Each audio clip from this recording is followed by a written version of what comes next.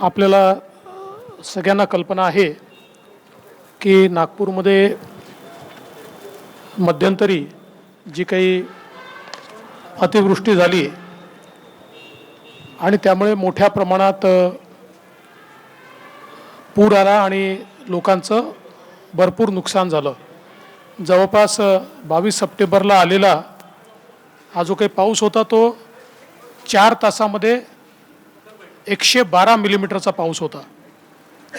म्हणजे एक प्रकारे ढगफुटी सदृश हा पाऊस या ठिकाणी झाला आणि त्यामध्ये नाग नदी, पिवळी नदी, पोहरा नदी याच्या भिंती देखील त्या ठिकाणी पूर्णपणे तुटल्या आणि जवळपास सगळ्या त्याच्या आजूबाजूच्या परिसरामध्ये पाणी शिरलं।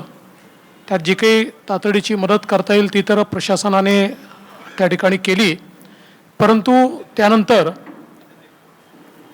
या संदर्भात पुढे अशा प्रकारची परिस्थिती येऊ नये म्हणून काही निर्णय घेणं गरजेचं होतं।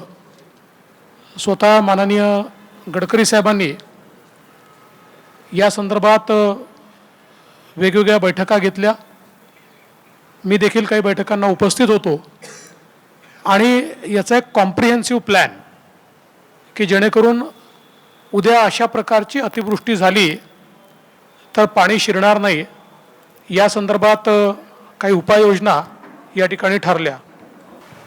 यामध्ये अंबाझरी धरणाचं बळकटीकरण करण्याचा एक निर्णय घेण्यात आला आहे, कारण हे 150 वर्ष जुनं अशा प्रकारचं धरण आहे आणि जवळपास 942 मीटर धरणाची लांबी आहे आणि या धरणाला लागून 140 मीटर लांबीचा दगडी सांडवा बांधण्यात आला आहे।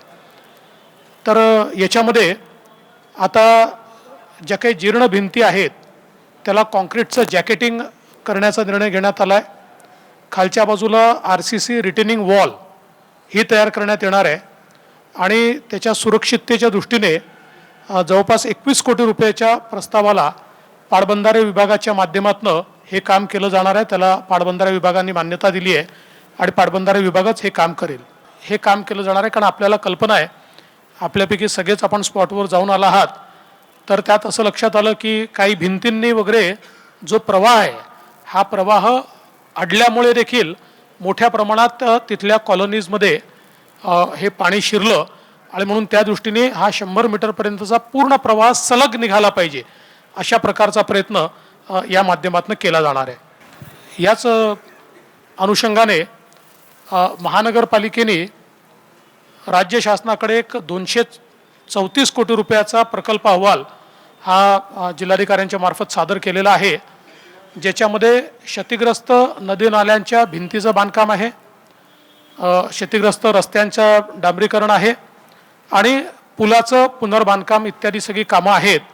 तर याला देखील राज्य सरकार प्राधान्याने निधी उपलब्ध करून देते आहे आणि या माध्यमातून हे जे काही 234 कोटीची कामं आहेत ती आपण हातात घेणार आहोत। नदीचा जो प्रवाह आहे तो सुरळीत करण्याच्या दृष्टीने देखील साधारणपणे नदीची वहन क्षमता जी आहे ती वाढवावी लागणार आहे आणि त्याकरता अंबाझरी ओव्हरफ्लो पॉईंटपासून पंचशील सिनेमापर्यंत जवळपास 4.80 किलोमीटर म्हणजे 5 किलोमीटर नदीच्या पात्राचं 1 ते 1.5 मीटर हे खोलीकरण करण्यात येणार आहे। याच्यामुळे जी काही नदीची कॅरिंग कॅपॅसिटी आहे ही कॅरिंग कॅपॅसिटी देखील मोठ्या प्रमाणात वाढेल आणि अशा प्रकारे जर एखाद वेळेस मोठ्या प्रमाणात पाऊस झाला तर हे जे पाणी आउटफ्लँक होतं किंवा वेगवेगळ्या लोकांकडे घुसतं त्याऐवजी ते त्या फ्लोमधनं बाहेर काढता येईल। त्या ठिकाणी आपल्या NITचं जे स्केटिंग रिंक आहे या आपल्याला आपण बघितलं त्या स्केटिंग रिंकचं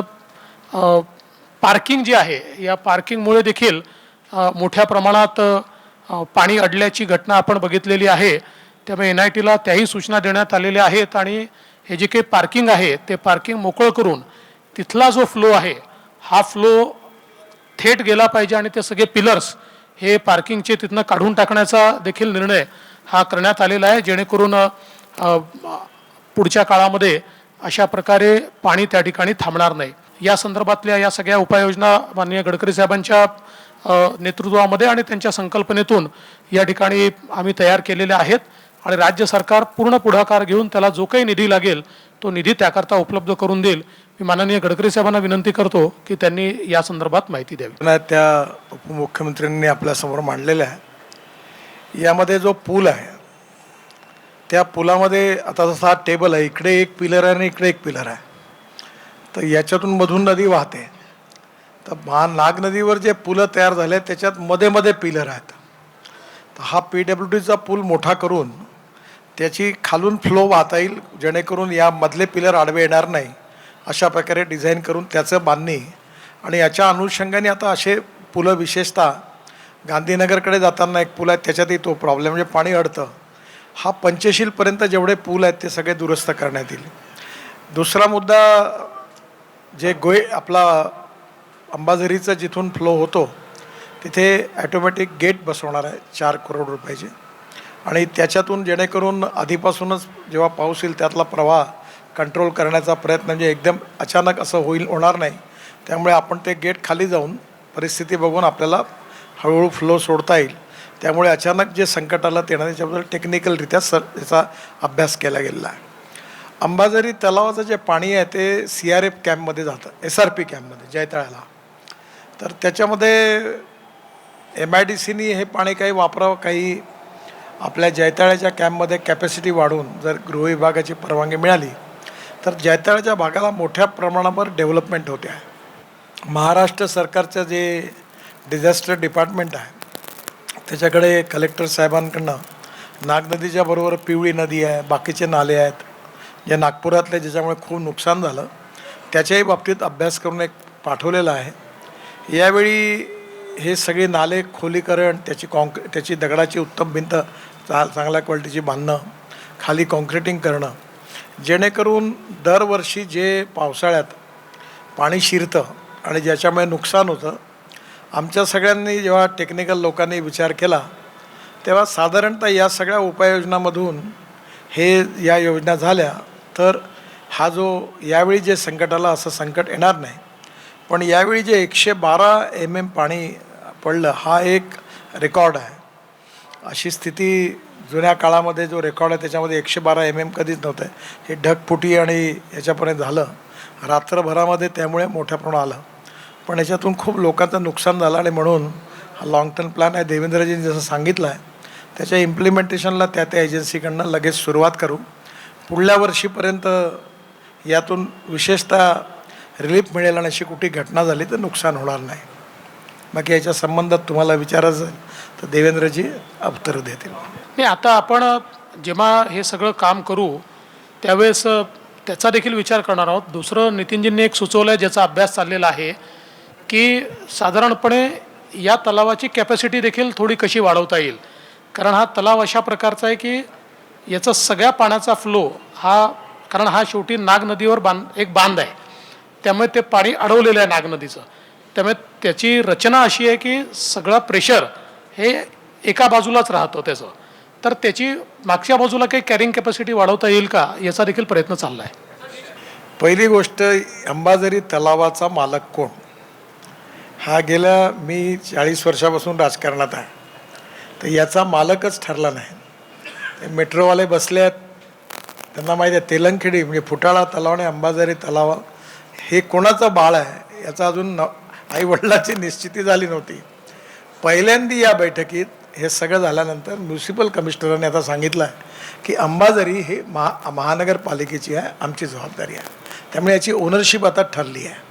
मधल्या काळामध्ये जे काम इरिगेशनला मिळालं होतं ते नॉमिनेशन बेसिसवर मिळालं होतं. त्यामुळे अल्टिमेटली आता अंबाझरी तलावातलं तुम्ही म्हणता तशी शंका लक्षात घेऊन आता जलसंपदा विभागाने त्याच्याकरता पैशाची मदत पण केली आहे. तो मातीचा बांध आहे आणि ती मनात भीती नागपुरातल्या जनतेच्या मनात आहे, आमच्याही मनात आहे की हे बरं झालं की या बांध कुठं फुटला तर अजून नवीन प्रॉब्लेम येतील. म्हणून या प्रकल्पामध्ये त्याच्या संदर्भात सगळं टेक्निकल स्टडी करून उपाययोजना केल्या गेली आहे. प्रत्येक प्रकारच्या मदतीचे नॉर्म्स तयार केले आहेत आणि ते जे नॉर्म्स आहेत त्याप्रमाणेच आपल्याला मदत करावी लागते. हे खरंच आहे की त्या मदतीने लोकांचं भागणार नाही, लोकांचं नुकसान मोठं आहे. पण शेवटी कुठले तरी नॉर्म्सप्रमाणेच सरकार मदत करू शकते, सरकार त्याच्या पलीकडे जाऊन करू शकत नाही. त्यामुळे त्या नॉर्म्समध्ये जी मदत बसते ती सरकारतर्फे केली जाते अर्थातच त्यांनी काही म्हणजे लोकांचं झालेलं नुकसान हे भरून निघत नाही याची आम्हाला कल्पना आहे. अंबाझरी तलावाचा जेवढा एरिया आहे त्यापैकी फक्त 20 ते 25% क्षेत्रात पाणी आहे, 75% रिकामा आहे. तर त्यावेळी मी असं त्यांना सुचवलं होतं, म्हणजे तो काही मी टेक्निकल माणूस नाही, की आपण त्याचा मुरूम काढायचा आणि हे जे काय आहे हे पाण्याची स्टोरेज कॅपॅसिटी वाढवायची. ती जर वाढली तर मग पाणी हे ओव्हरफ्लोच होणार नाही आणि पाणी स्टोअर होईल आणि ते पाणी आपण दरवर्षी CRF कॅम्पला आणि जैताळ्याच्या भागातून जे नागपूरचे वापरण्याचं पाणी म्हणून द्यायचं. ती झाल्यानंतर मग त्याची कॅपॅसिटी खरोखर किती आहे ती टेस्ट करून टेक्निकल रिपोर्ट आला तर मग त्याचा विचार करता येईल, नाही तर तोपर्यंत नाही करता येईल. म्हणजे हिंगणा MIDC याचा एक नीट कन्झ्युमर होऊ शकते. त्यामुळे आम्ही MIDCला देखील मी आदेश देणार आहे की त्यांनी टेक्निकली तपासून बघावं आणि त्यांना पाण्याची आवश्यकता असतेच, त्याच्यामुळे हिंगणा MIDCने जर ते पाणी वापरणं सुरू केलं तर मला असं वाटतं की, कारण आता गेले अनेक वर्ष आपण पाहतोय की अंबाझरी तलावात पाणी राहतंच, म्हणजे ते काही असा सुकलेला तलाव अंबाझरी कधीच नसतो. तेव्हा त्याचा वापर काही करता आला तर ते MIDCला आपण निश्चितपणे सांगणार आहोत.